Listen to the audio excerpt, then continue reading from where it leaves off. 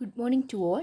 നമ്മൾ ഇന്ന് ഈ വീഡിയോയിൽ ഡിസ്കസ് ചെയ്യുന്നത് +1 ഫിസിക്സ് ടെക്സ്റ്റ് ബുക്കിലെ ഓസിലേഷൻസ് എന്ന ചാപ്റ്ററിലെ ഒരു ടോപ്പിക്കാണ് characteristics of a simple harmonic motion. Simple harmonic മോഷൻ്റെ ചില ക്യാരക്ടറിസ്റ്റിക്സ് ആണ് നമ്മൾ നോക്കുന്നത്.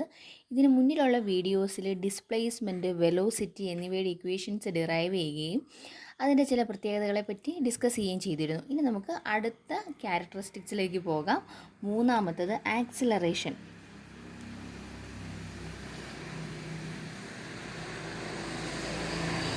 ആക്സിലറേഷൻ്റെ ഇക്വേഷൻ നമ്മൾ ഓൾറെഡി പഠിച്ചിട്ടുണ്ട്. Acceleration is equal to dv/dt എന്നാണ്.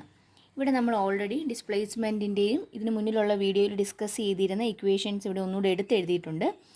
അപ്പോൾ അത് സബ്സ്റ്റിറ്റ്യൂട്ട് ചെയ്ത് നമുക്കിതൊന്ന് ഡിറൈവ് ചെയ്ത് നോക്കാം. d/dt ഓഫ് ഇക്വേഷൻ, വെലോസിറ്റിക്ക് രണ്ട് ഇക്വേഷൻ പറഞ്ഞിരുന്നു, ഒന്നിതും. അതിൽ ഈ ആദ്യത്തെ ഇക്വേഷൻ ഇട്ട് കൊടുക്കുന്നു. ഇവിടെ a cos ωt+φ ഡിഫറൻഷ്യേറ്റ് ചെയ്യുമ്പം ഓൾറെഡി നമ്മൾ മുന്നിലുള്ള വീഡിയോയിൽ പറഞ്ഞിരുന്നു എങ്ങനെ ഡിഫറൻഷ്യേറ്റ് ചെയ്യും എന്നുള്ളത്. ഒന്നുകൂടി ഒന്ന് എഴുതിയേക്കാം. d/dx of cos ax is equal to -a sin ax. ഇതാണ് cos axനെ ഡിഫറൻഷ്യേറ്റ് ചെയ്യുമ്പോൾ കിട്ടുന്നത്. അങ്ങനെയാണെങ്കിൽ അതുപോലെ നമുക്ക് ഇതിനെ ഒന്ന് ഡിഫറൻഷ്യേറ്റ് ചെയ്യാം. കോൺസ്റ്റൻറ്റുകളെ പുറത്തേക്ക് എടുക്കുക. അപ്പോഴെന്ത് വരും? a എന്നുള്ളത് കോൺസ്റ്റൻ്റ് ആണ്. a d/dt of cos ωt+φ എന്ന് വന്നു.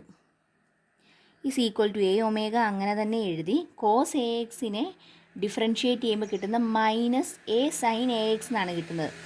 ഇവിടുത്തെ കേസിൽ എയുടെ സ്ഥാനത്താണ് ഒമേഗ ഉള്ളത്. അപ്പോൾ എന്ത് വരും? മൈനസ് ഒരു ഒമേഗയും കൂടെ വന്നു ഇൻറ്റു സൈൻ ωt+φ എന്ന് കിട്ടി.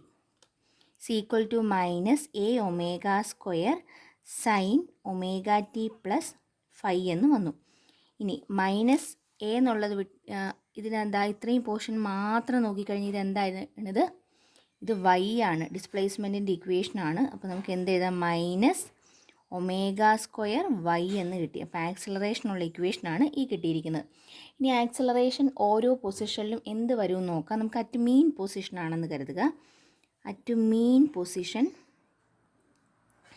പൊസിഷൻ എന്ന് പറയുമ്പോൾ എന്താണ്? ഡിസ്പ്ലേസ്മെൻറ്റ് അവിടെ 0 ആണ്. അപ്പോൾ ആക്സിലറേഷനും എങ്ങനെയായിരിക്കും? 0 വരും.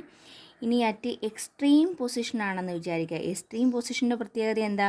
അവിടെ ഡിസ്പ്ലേസ്മെൻറ്റിൻ്റെ വാല്യൂ മാക്സിമം ആണ്. ഡിസ്പ്ലേസ്മെൻറ്റ് മാക്സിമം ആണെങ്കിൽ നമ്മളതിനെ ആംപ്ലിറ്റ്യൂഡ് എന്ന് വിളിക്കും. സോ അപ്പം ആക്സിലറേഷൻ്റെ ഇക്വേഷൻ എന്ത് വരും? -ω²a എന്ന് കിട്ടി.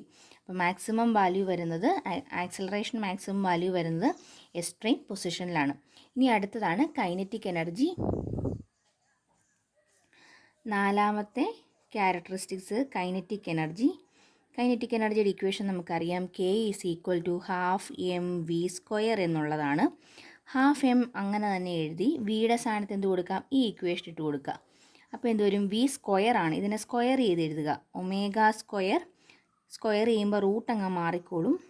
ഇങ്ങനെ മാത്രമായിട്ട് കിട്ടി. ഇവിടുത്തെ കേസിൽ നമുക്ക് അറ്റ് മീൻ പൊസിഷനും എക്സ്ട്രീം പൊസിഷനും നോക്കണം. മീൻ പൊസിഷൻ എന്ന് വരുമ്പോൾ എന്ത് വരുമെന്നാണ് പറഞ്ഞത്? y 0 ആയി പോകും. y 0 ആണെങ്കിൽ കൈനറ്റിക് എനർജി എന്ത് വന്നു? ½ mω²a² എന്ന് കിട്ടി. വൈയുടെ ടൈം 0 ആയിപ്പോയി. ഇനി അടുത്തത് അറ്റ് എക്സ്ട്രീം പൊസിഷൻ ആണെങ്കിലോ? എക്സ്ട്രീം പൊസിഷൻ ആണെങ്കിൽ വൈയുടെ വാല്യൂ ആംപ്ലിറ്റ്യൂഡ് വരും. ഇത് നമ്മൾ ഓൾറെഡി ഇതിന് മുന്നിലുള്ള എല്ലാ ടൈമും എക്സ്പ്ലെയിൻ ചെയ്തപ്പോൾ പറഞ്ഞതാണ് എങ്ങനെയാണ് y is equal to a വരുന്നതെന്ന്. So k is equal to എന്ത് വരും? ഇക്വേഷൻ അത് നോക്കിക്കേ. ഇവിടെ വൈയുടെ സ്ഥാനത്ത് a വന്നു കഴിയുമ്പം a - a ആയി പോകും. മൊത്തം 0 ആയിപ്പോയി. അതായത് കൈനറ്റിക് എനർജി മാക്സിമം കിട്ടുന്നത് മീൻ പൊസിഷനിലാണ്.